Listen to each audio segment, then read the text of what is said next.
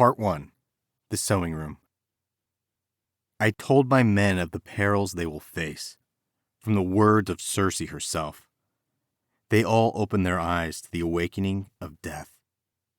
Homer, The Odyssey. Chapter 1. Mrs. Darby.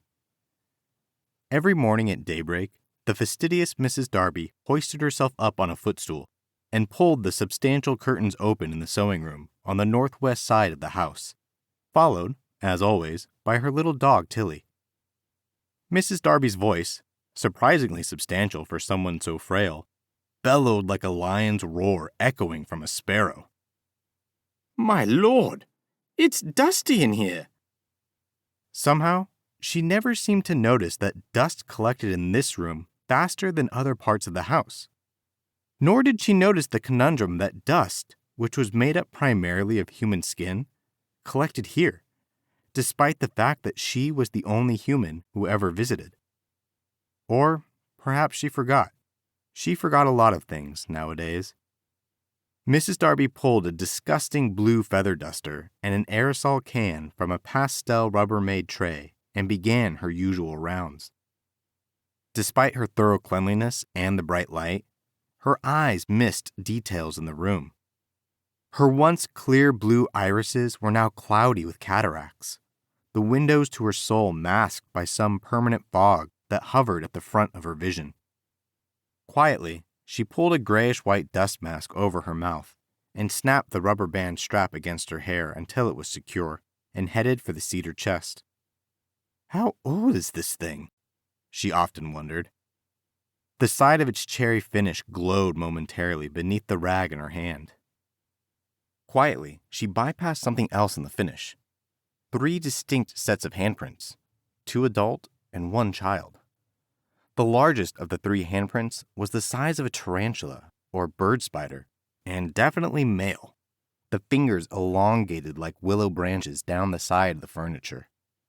Pshh! The aerosol can hissed as she polished the trundle bed and pushed it under its twin on its casters. Mrs. Darby reached for the quilt and gave it a shake. A small amount of frayed fabric fell and trailed to the floor. Dust bunnies everywhere. "I'll bet you any money this was stitched right here in this room, Tilly," she joked to herself out loud. The dog cocked her head to the side, as if this were the first she'd heard it. The quilt was mostly white, with blue and green rings throughout, cascading down the fabric like interlocking waterfalls. The ends of the quilt were gossamer compared to the rest of the blanket. She held it up to the light by her fingertips with care and placed it back on the bed.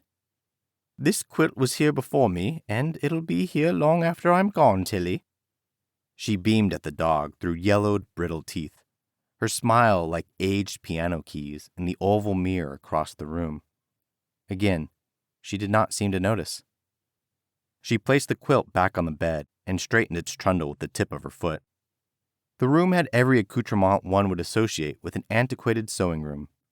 A cast-iron Singer-Treadle sewing machine with a pedal board that operated the needle on top dominated one corner of the room, circa 1885, a leaden monstrosity reminiscent of women in Victorian sweatshops, blackened and forgotten by time.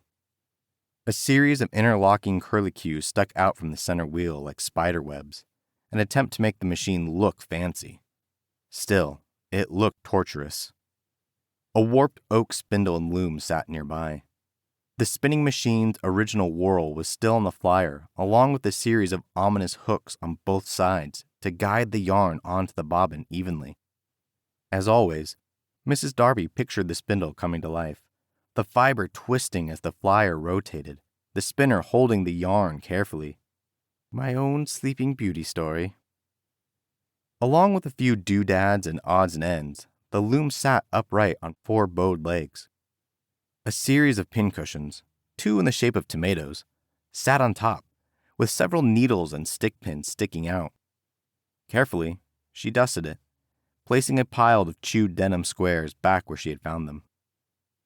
A few small cries emanated across the room, but her old ears did not register them. The dog, however, picked up on them immediately. "Help me," someone called. Help me.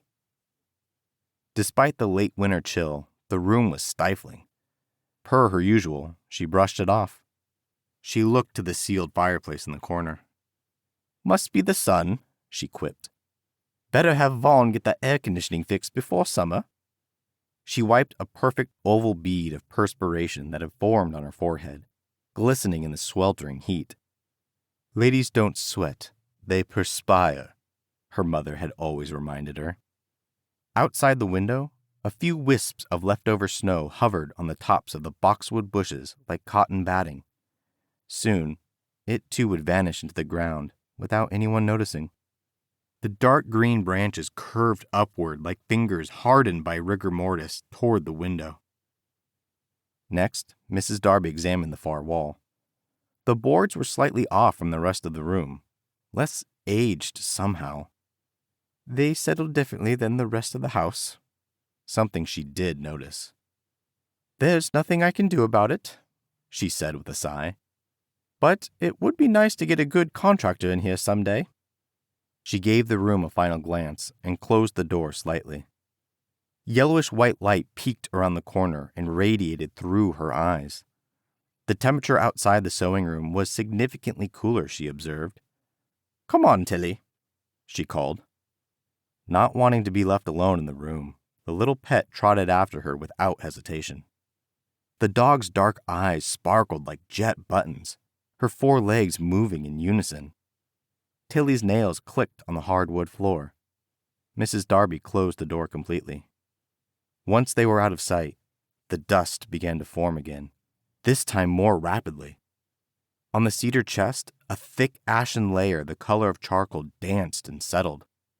An unknown specter grabbed the furniture again, allowing his or her fingers to slide down the side lazily, perhaps in the throes of death, choking and sputtering.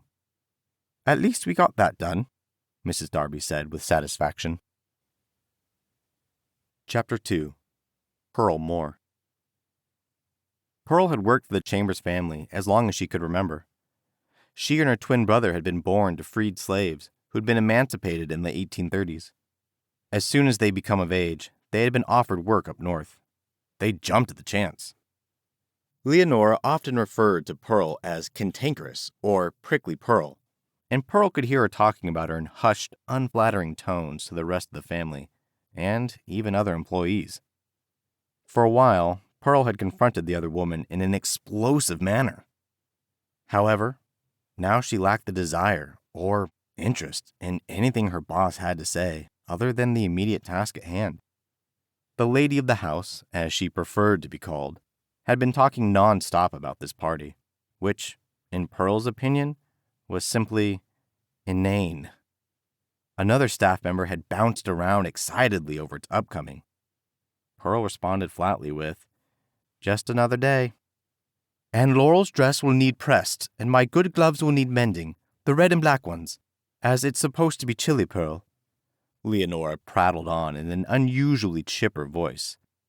"My father has been gracious enough to pick up most of the food beforehand." "I haven't finished the mending from last week," Pearl said under her breath. "Well then, you'll have time to finish it after the party gets started.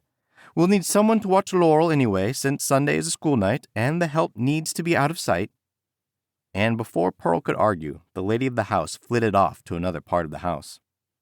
Most likely to look for Reginald, Pearl thought wryly.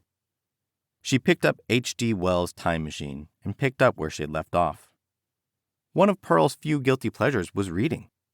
Anything and everything she could find. Often, she pictured herself as an author, herself writing stories about her life in the house. One of her fondest memories had been learning to read with her mother and aunts. "Reading is a gift," her mother had told her. She thumbed through the pages again and perused. "I have already told you of the sickness and confusion that comes with time traveling," she read, "and this time I was not seated properly in the saddle." "Ahem," a voice echoed behind her. She turned to meet Leonora's fiery, monochromatic eyes and recoiled. Despite Pearl's lack of fear of reprisal, this was a drama she did not want. Leonora snatched the book, hovered it over her in a childish game of keep-away. After a few seconds, she reluctantly handed it back. "I think it's great you love to read and all," she said with much condescension. "But now's not the time." She handed her a bolt of denim fabric and continued speaking without regard. "Now get it done." Right before the party, Leonora shoved a brightly colored dress at her without meeting her gaze. The dress was a garish number with crinoline sticking out in all directions like a dandelion. She handed her a matching hair bow. "Is this really what Laurel wants?" Pearl wanted to ask. While Pearl had no use for most people, she loved 10-year-old Laurel as if she were her own.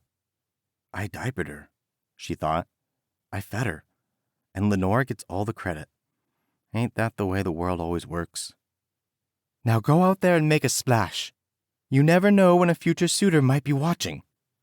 Pearl bristled and helped the girl fasten the dress as Mrs. Chambers pushed her toward the ballroom. Laurel gave her a confused look. Leonora seemed not to notice the unease. "At least she's pretty," she said. "Now, run upstairs, Pearl, and finish your work." Around 8 o'clock, Pearl began to pedal the sewing machine, carefully pushing the thick indigo fabric through with nimble fingers. "If it tears, I'll never hear the end of it." As she pushed the pedal to the ground to work the needle, a familiar voice emanated from downstairs. "Run along upstairs, Laurel, past your bedtime. Pearl, do you think you could sew more quietly? No need to distract people with all the noisy pedaling." Then she pantomimed using the pedal softly with the toe of her brocaded shoe and placed her fingertip to her lips. She tiptoed away a moment later. Pearl gave an irritated groan and decided to retire to the trundle bed. Her brother was sitting in a chair lazily, whittling something or another. His latest creation, she thought. At least it makes him happy. Around 11, Pearl dozed. She barely felt the room heat up as she kicked the blanket off her toes. Smoke rose quickly up the chimney and belched a noxious gray cloud out of the fireplace near Pearl's feet. Moments later, the flames licked the floorboards and the wall behind her. A large crater began to form. Pearl would never rise from her slumber. The clock bonged 12 times.